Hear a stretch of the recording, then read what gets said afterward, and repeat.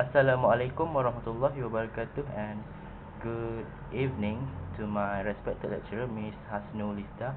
And today I'm going to present my article, which is Why Does Happiness Matter? It was written by Mark Williamson and it was published on 3 November 2014 on the Guardian newspaper.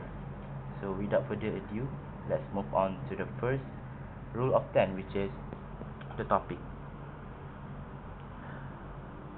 In this rule, it was stated in the headline that why does happiness matter? So it's probably an encouraging or persuading type of text because it gives clue or hint about the importance of happiness. And you could also read a lot of opinions regarding the definition of happiness. Next, the second rule, which is content. The content of the article is about the real meaning of being happy and also its importance. And the article also talks about the pros of living a happier and contented life, about being more productive, and how can it improve one's academic attainment, creativity, and overall health, and also become the trigger towards success. And the next rule is the audience. The audience for this article is probably the young adult because the topic usually involves the confusion of this group of people because they are not sure what they want in life, because they don't know whether or not happiness matters compared to the wealth, like success, their goals, etc.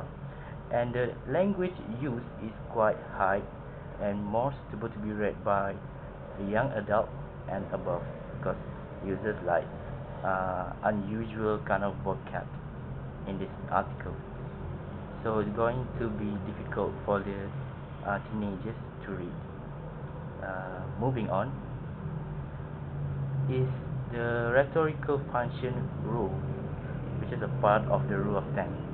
The article was written to inform and persuade the readers about the importance of happiness in one's life and also why we need to prioritize it above other things. And the next rule is purpose. It's deeper than rhetorical function, which is the intention of the writer of writing the article, which is the actual kind of purpose. It was written to change the stigma that young adults have about being happy and also stress on the significance of living the actual way as a happy person in life. The next rule is the perspective. This is so important. The issue addressed by the writer is why does happiness matter in one's life instead of other things like possession and wealth. The writer's stance is happiness matters in human's life as it gives a lot of happiness such as it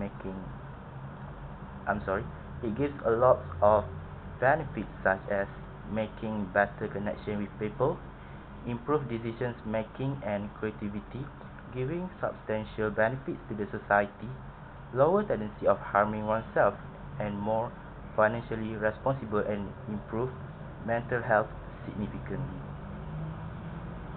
Moving on to the next slide. And for the premises, I agree with the writer's stance that happiness matters. Firstly, happiness can stop the hate circle in the world and promote peace. According to Jeff in 2019, unhappiness is the core of all the breeding ground of war and terrorist activity, as a country only attacks other countries for being unhappy about certain realities such as dissatisfaction over religious and politics issues. On the other hand, happiness portrays a level of high moral concern other than a sense of gratefulness. Happiness only emerges when we live in respectful relationship with others and with our deepest and most principled selves, according to Anthony in 2015. Next. On the other hand, I also disagree with the writer's stance. Firstly, happiness does not matter due to the fact that emotion is such a burden to be taken into account. Dealing with emotion is going to burn someone out. Other than that, it's going to hinder one's limit to succeed. For instance, someone tends to be inconsistent because happiness serves as a short-term booster, as happiness is something that is not permanent in one's life. This is due to the fact that it changes over the course of time. Moving on, and let's talk about the impact. And the article has given a successful impact upon the readers. Why? First, let's touch on the topic, as the heading of the article has triggered the curiosity and the needs for the targeted audience, which is the young adult that I mentioned before, to sit back and think whether or not happiness should be prioritized. And in this case, even the subheading has suggested that happiness is more than just feeling good about something. That it already mentioned about the productivity and also the mental health, if I'm not mistaken. Yeah. Other than that, the target audience will realize what does happiness actually mean, whether it is just a fleeting moment or it is a different outlook on life, which involves acceptance instead of just being cheerful and positive all the time. This is kind of me.